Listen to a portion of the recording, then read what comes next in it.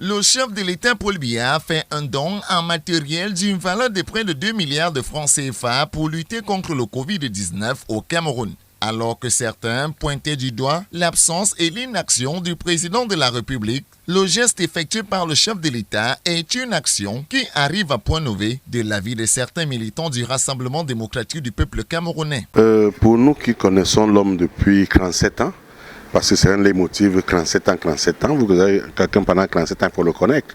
Donc ce n'est pas une surprise. C'est quelqu'un qui a toujours pris la mesure de ce qu'il est en train de faire et ça vient toujours à point nommé et ça corrige toutes les lacunes des autres qui se sont précipités. Le chef de l'État ne verse pas dans la délation. Vous savez tout ce qui a été dit à propos de son silence. Mais il vient et par les actes, il agit. Compte tenu de l'urgence, il dépose également 2 milliards pour des mesures d'urgence. Parce que vous voyez que tout de suite, les 2 milliards sont déposés et effectivement, il dit qu'est-ce qui sera financé par ces 2 milliards et surtout comment le matériel acheté sera acheminé rapidement, passant par les gouverneurs, les préfets et les arrondissements. Et c'est pour toutes les régions du Cameroun, sans exception. L'acte du chef de l'État, qui va profiter à l'ensemble des citoyens du Cameroun, vise une seule chose, de l'avis de certains observateurs et de sa population. Le président n'attend pas que les autres viennent faire des dons. Lui-même, il commence par faire un don. Parce que lorsque les gens donnent les dons, il y a des conditionnalités. Et lui, il sait que son don va aller directement vers les populations à la base. En réalité, il s'agit d'un don de solidarité, donc il n'y a aucune obligation. Il faut d'abord être conscient de ce qui se passe pour dire que j'enlève un peu de ce que j'ai pour donner. Mais par contre, l'État a le devoir de subvenir aux besoins des gens autant qu'il peut. Donc, si ces 2 milliards ne sont pas suffisants et qu'il y a des âmes de bonne volonté, le chef d'État n'attend que ça.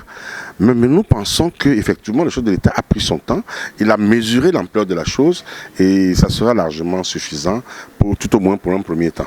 Mais d'où proviennent donc ces milliards du chef de l'État quand on sait que le premier citoyen camerounais reste un fonctionnaire en charge de l'État? La réponse est pourtant simple. Vous ignorez quelque chose. Lorsque le président instaure la journée continue, qu'est-ce qu'il dit? Le salaire n'est pas suffisant pour les Camerounais.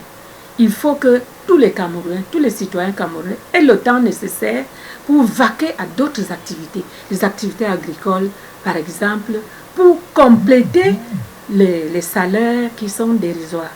Donc lui-même, le président de la République est le premier agriculteur, si vous ne le saviez pas. Il produit les jus de fruits, les ananas, il produit de l'EVA, il produit toutes ces choses-là. Donc le chef de l'État, en dehors de sa fonction présidentielle, est aussi un producteur de biens et services. Et vous savez bien comment les jus produits dans ces usines sont appréciés partout dans le monde entier. Donc le chef de l'État n'est pas simplement le premier des fonctionnaires, mais il est aussi le premier des agriculteurs, le premier des entrepreneurs, le premier de tout. Et puis il sacrifie ses ressources personnelles pour le bien de son pays.